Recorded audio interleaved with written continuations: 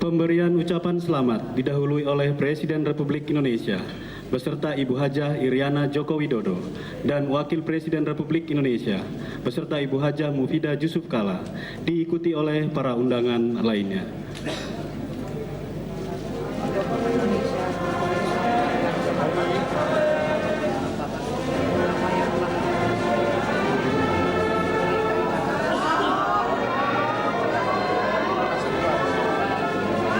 Masih ngerol bang, masih ngerol. Untuk yang awal Tiga ya. Iya. Dan ucapan kepada DKI Jakarta yang baru Basuki Cahayapurnama Pak Ahok. Roll aja terus, roll. Selamat.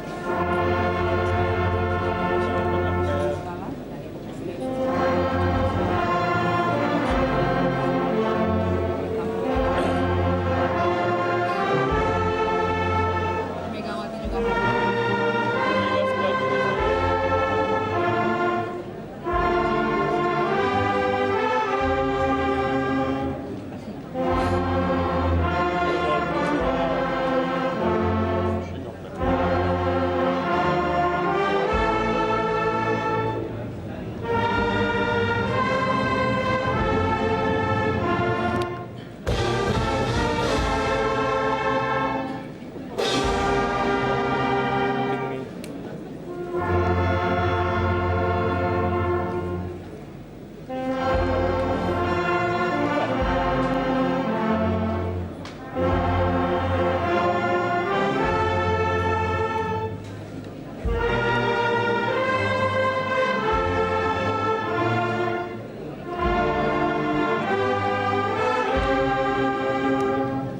Siapa sih?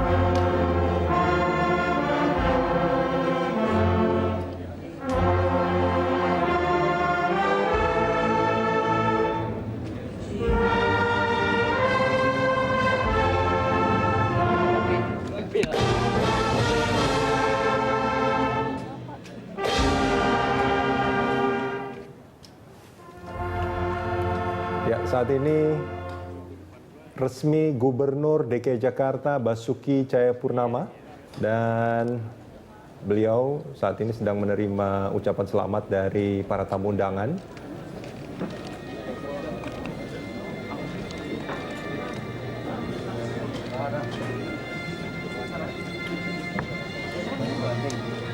Apa punya saya? Ini Bang Rey, kalau kita melihat proses waktu pas ketika Pak Jokowi akan memberikan selamat ke Pak Ahok, ini agak menarik ya. Wajahnya itu tadinya kan agak serius gitu, serius sekali. Tapi ketika bertemu sama Ahok itu langsung sumringah, berbeda sekali. Kembali ke tabiat dasarnya itu. Tapi ini kayak bertemu teman lama nampaknya ya. Lama dan terkesan tidak formal. Tidak formal.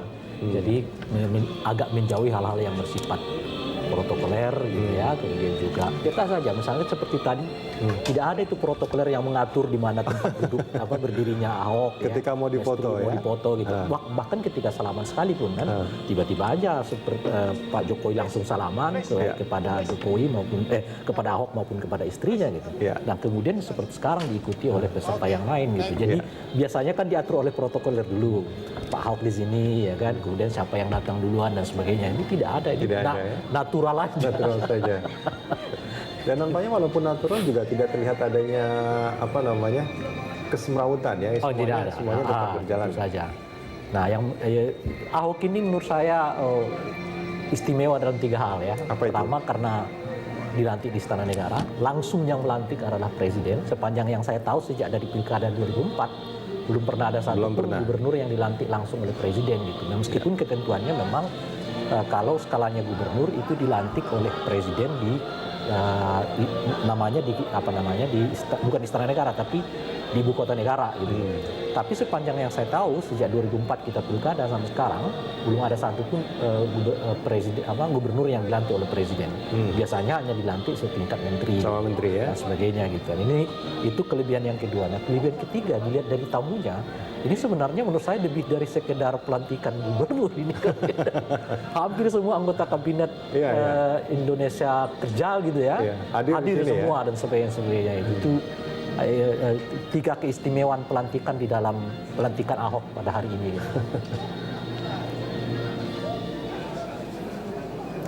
Bahkan ketua DPD sekalipun hadir ya, yang tidak hadir ya memang kelihatan perwakilan dari KMP ya, Koalisi Merah Putih.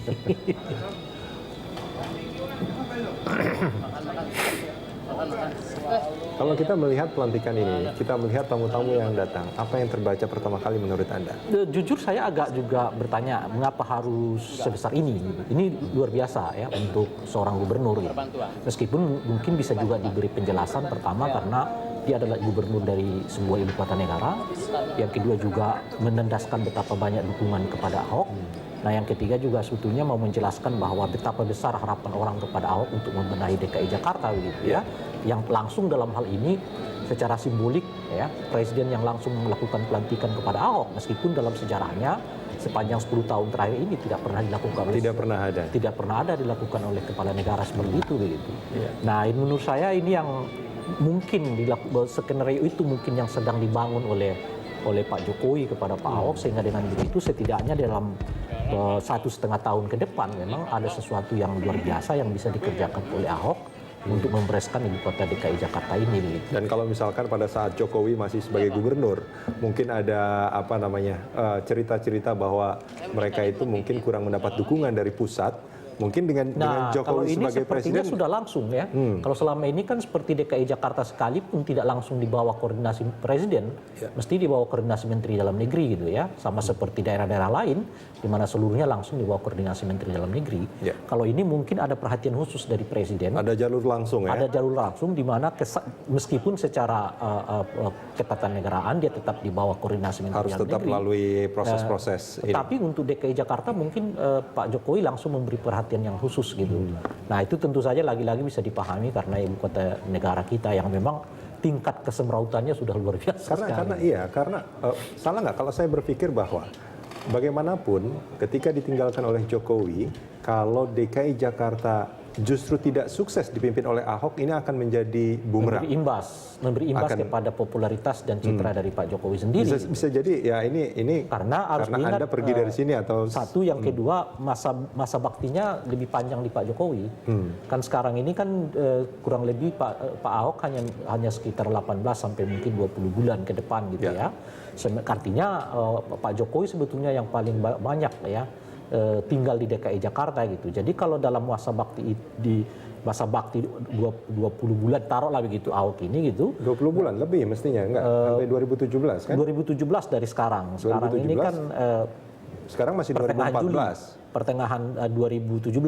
Ya. Artinya lebih dari 24 bulan, masih 2015, 2016 ada 24 bulan. Oh iya, 24 bulan seperti itu ya. Masih hampir 3 tahun lah lebih kurang. Menjelang 3 tahun seperti itu gitu. Jadi sedikit banyak sebetulnya dapat mengganggu citra Jokowi karena orang menganggap bahwa efek dari keberadaan Jokowi di DKI Jakarta itu tidak besar. Gitu. Artinya kalaupun nanti Ahok misalnya kurang berprestasi dalam konteks membenahi Jakarta, orang akan selalu mengait-ngaitkannya dengan masa bakti dari Pak Jokowi yang sebelumnya gitu.